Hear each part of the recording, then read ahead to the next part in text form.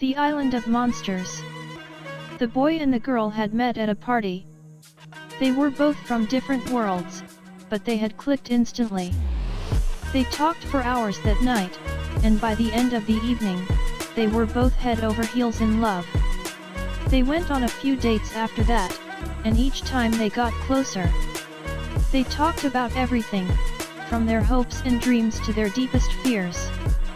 They knew that they were meant to be together. One night, they went to the beach to watch the stars. They sat on the sand and talked for hours, until they finally fell asleep. The next morning, they woke up on an island. They didn't know how they had gotten there, but they were both scared. The island was full of monsters, and they had no way to return home. The boy and the girl had to work together to survive. They learned how to find food and water, and they built a shelter to protect themselves from the monsters. Over time, they grew closer. They learned to trust each other, and they relied on each other for support. They were the only two people on the island, and they knew that they had to stick together. One day, the boy and the girl were exploring the island when they came across a cave. They went inside, and they found a map. The map showed a way off the island, but it was guarded by a powerful monster. The boy and the girl knew that they had to face the monster if they wanted to escape. They gathered their courage, and they headed for the cave. The monster was waiting for them, and it was even more terrifying than they had imagined. It was a giant, serpentine creature with sharp teeth and claws. It roared at them, and they could feel the heat of its breath on their skin. The boy and the girl knew that they were in danger, but they didn't back down. They fought bravely, using all of their skills and resources.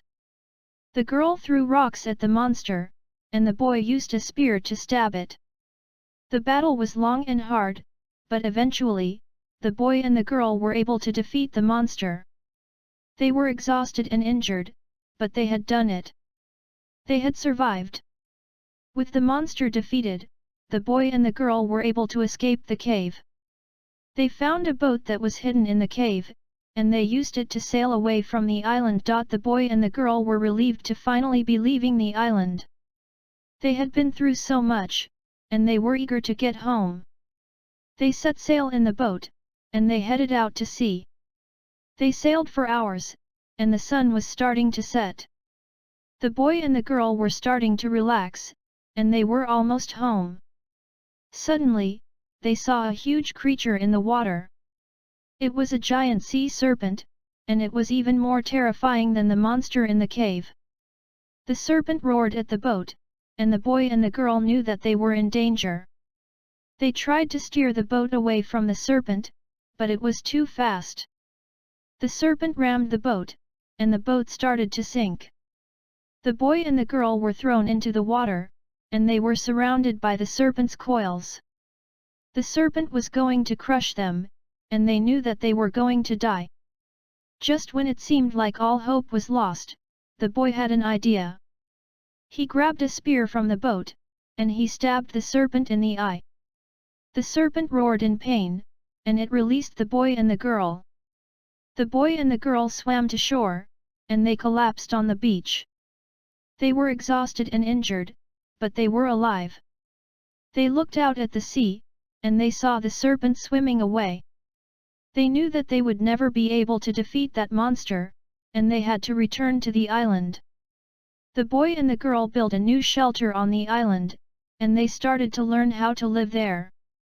They knew that they would never be able to leave, but they were determined to make the best of it. They grew closer than ever before, and they found a new sense of peace on the island. They knew that they would never forget their time there, and they would always be grateful for the lessons they had learned.